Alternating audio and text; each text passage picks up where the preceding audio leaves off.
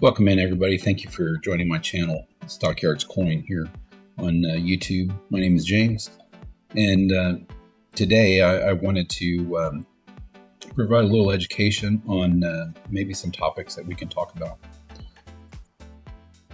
So, whenever this is just a group of coins that I pulled out of a bag that I'm actually going to start looking through, and whenever I lay a group out like this, I like to slow down and actually look at what's here, because every coin tells a different story, and not all value comes from the same place.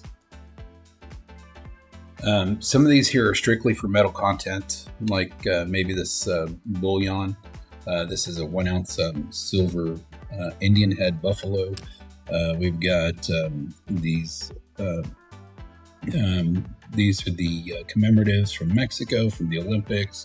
We've got a Libertad. We've got some of the buffalo nickels.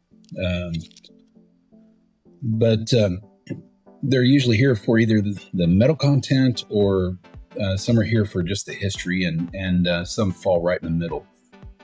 And buried in this lot like this, there's usually at least one coin that people think that they understand, but they really don't.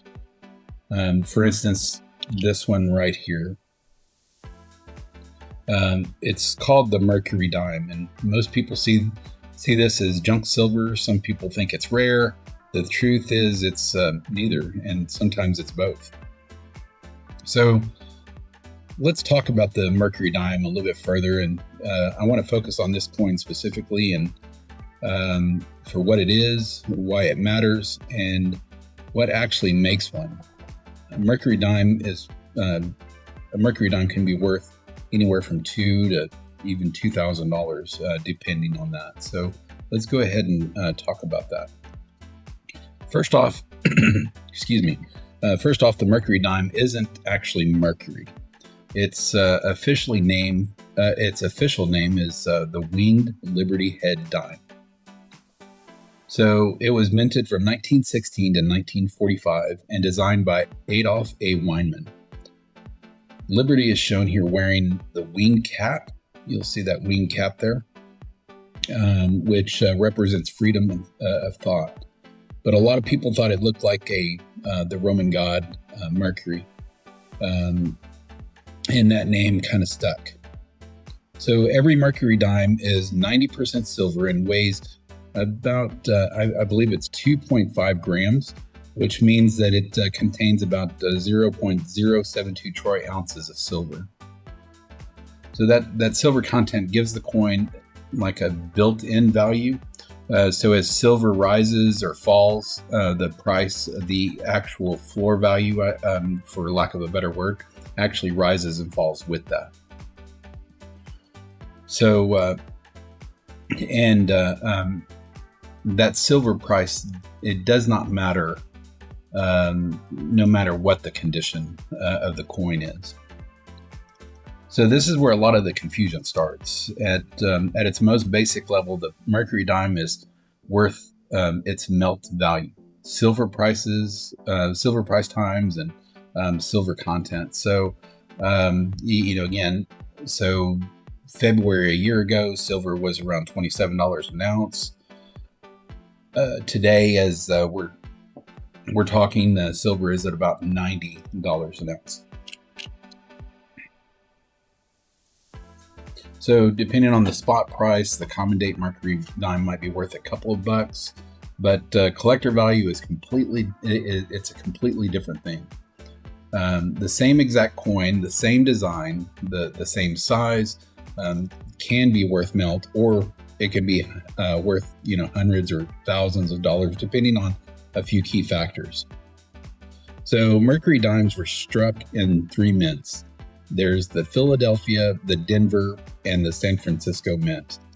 And you can find those mints. Usually this one is actually I believe, I don't have my spectacles on, but this one, you would find the Mercury dime on the reverse of the coin. So this is the reverse. This is the obverse.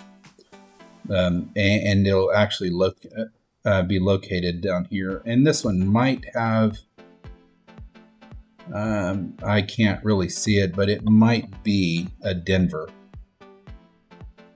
My eyes are a little weak on here, but if you look right down here at the bottom of the facies, it's actually the Denver mark, I believe. I could be wrong, but I'd have to look at it a little bit further. So Philadelphia coins don't have a mint mark. Denver coins have a D, and San Francisco coins have an S. And it's this letter that really drives the collectible value.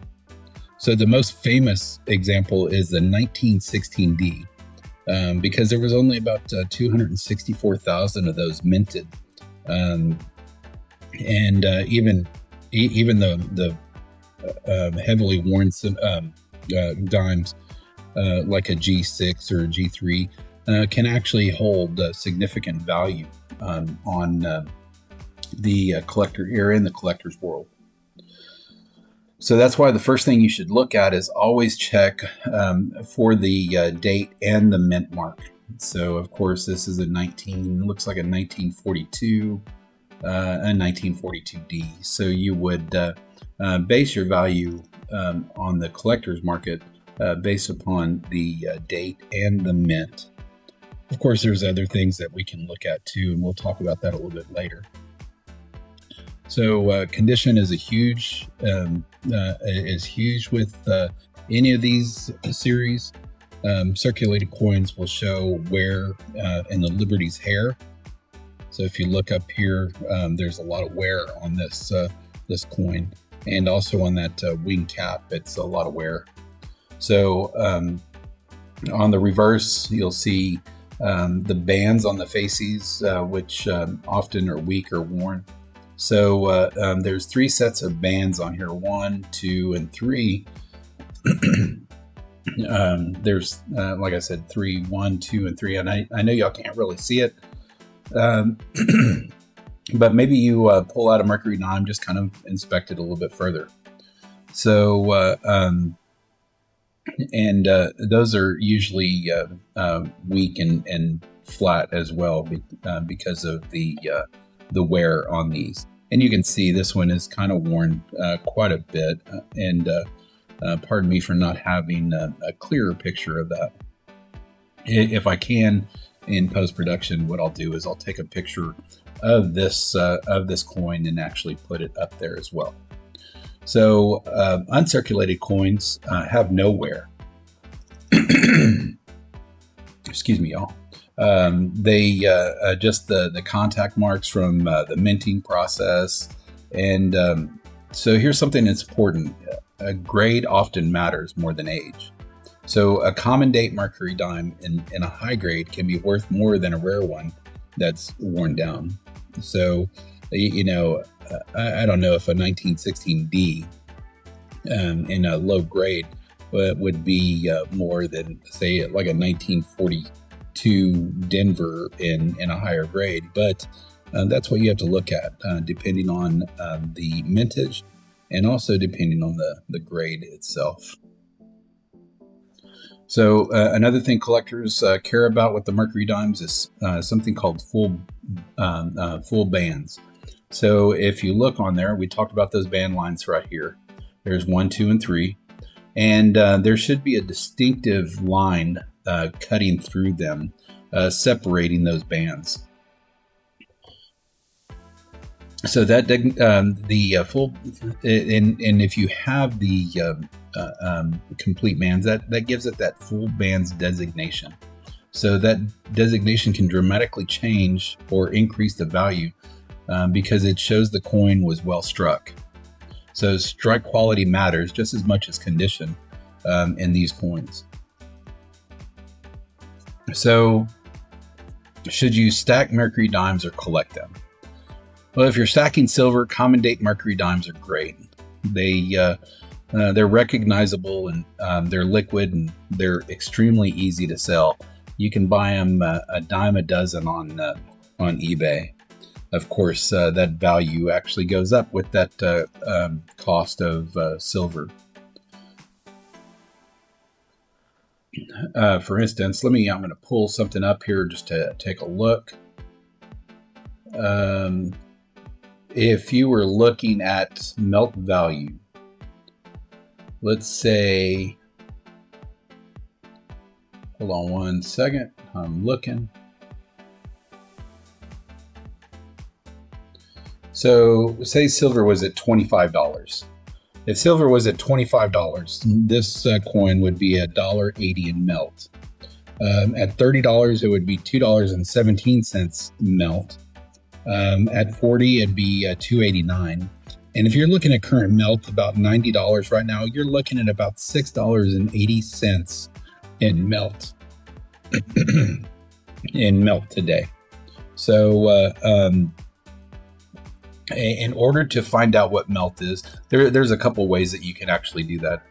A real simple way is, especially if you don't have an app, is actually taking the current spot price and you want to multiply that by 0.07234, and that gives you the actual melt value. But I use an app called Coinflation, and Coinflation, you can put the denomination, and you can actually put the coin or the coin type in that, and it will tell you what that value is. So if you have 10 Mercury dimes, you put in 10 up at the top, hit calculate, and it tells you what the current value is of those coins at the present time. So there's some common mistakes that people make, and the biggest mistake I see are people assuming age equals value. So they ignore the mint marks, or they're overpaying for clean coins. So these are things you need to take under consideration. Just because a coin is a 1918 Philadelphia, and just because it says 1918 doesn't mean that it's more valuable than, say, a 1942. But and that's one of the misconceptions. So educate yourself on that. Identify some of the certain key dates. So key dates for silver dimes. It's actually the best one is actually a 1916D. So the mintage was about 264,000 of the 1916D Mercury dimes. So it was also the lowest in the entire series of Mercury dimes. And remember, that series ran from 1916 to 1946. So some other semi-key dates are 1921 Philadelphia, a 1921D, a 1926S, and also a 1931. And those jump significantly in price if you have those, and especially if you have those in higher grades. So that's why I like starting conversations with a table full of coins. The Mercury dime sits right in the at the intersection of bullion and numismatics, and understanding it helps you to understand a lot of other coins too. Not every great coin is expensive, but every great collector understands why a coin is valuable. So if this helps you, you like the video, subscribe to my channel, and let me know in the comments what coin you want to talk about next. Coins don't need hype, they just need understanding. So again, thank you. I would appreciate if you would subscribe to my channel, follow me, hit that little bell, and it will notify you when I post another video. Until next time, y'all have a great day, and enjoy your collecting.